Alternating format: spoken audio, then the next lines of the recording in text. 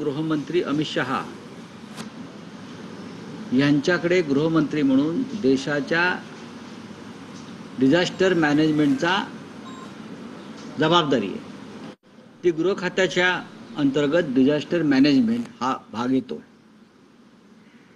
मग परवा तामिळनाडूत झालेलं चेंगराचेंगरी असेल, हे सुद्धा डिझास्टर मॅनेजमेंट आहे. 40 लोक मरण पावली आहेत. महाराष्ट्रातली अतिवृष्टी, त्यातून निर्माण झालेलं संकट हे डिझास्टर मॅनेजमेंट आहे. महाराष्ट्रामध्ये डिझास्टर मॅनेजमेंटची जबाबदारी ही गिरीश महाजन यांच्यावर आहे. त्याच्यामुळे सगळ्यात जास्त डिझास्टर झालं आहे. देशाच्या गृहमंत्र्यांनी अशा वेळेला पूर परिस्थितीचं माहिती घेण्यासाठी प्रत्यक्ष जागेवर जाणं गरजेचं असतं. पण ते उंटावरून शेळ्या हाकताय.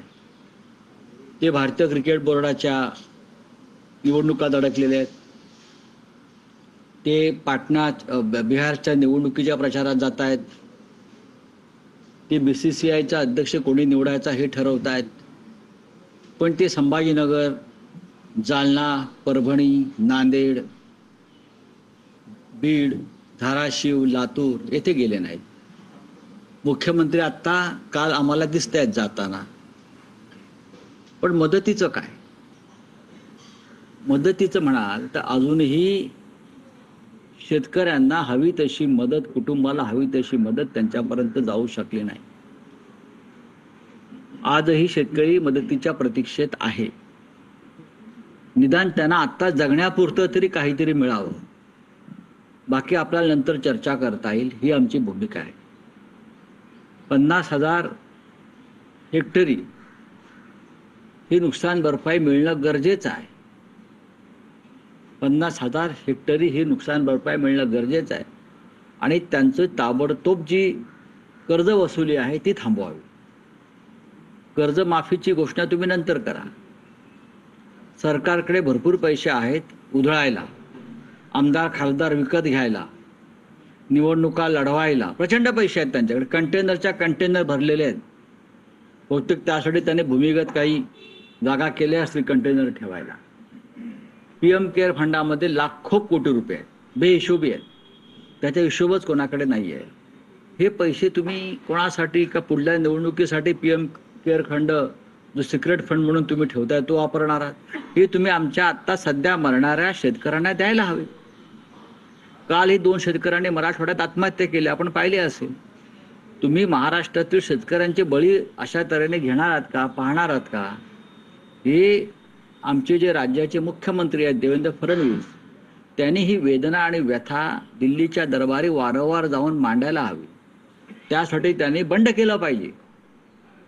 दिल्ली विरुद्ध बंड केलं पाहिजे की माझा शेतकरी, माझा महाराष्ट्राचा मराठी शेतकरी मरतोय, तडफडतोय, त्याला तुम्ही मदत द्या. त्यांनी मुख्यमंत्री पदाची प्रतिष्ठा पणाला लावली पाहिजे.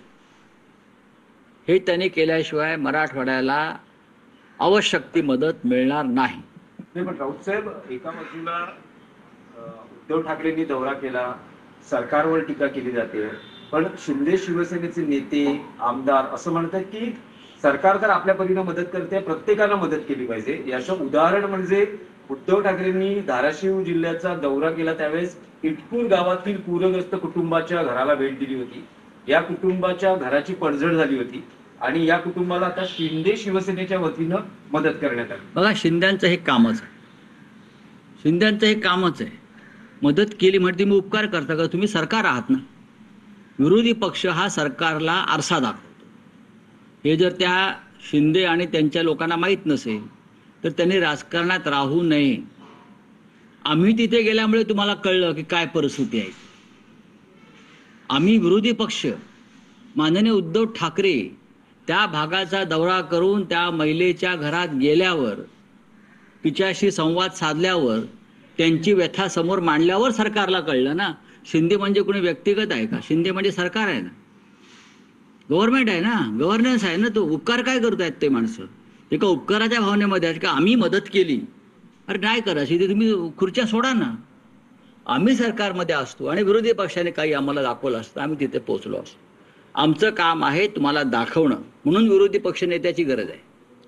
आम्ही जे म्हणतो विरोधी पक्षनेता का हवाय, तो यासाठी हवाय, तो तुम्हाला आरसा दाखवतो. तुम्ही इथे जायला पाहिजे, तुम्ही हे काम केलं पाहिजे, तुम्ही इथे मदत पोहोचवली पाहिजे. जिथे सरकार पोहोचत नाही तिथे विरोधी पक्ष पोहोचतो.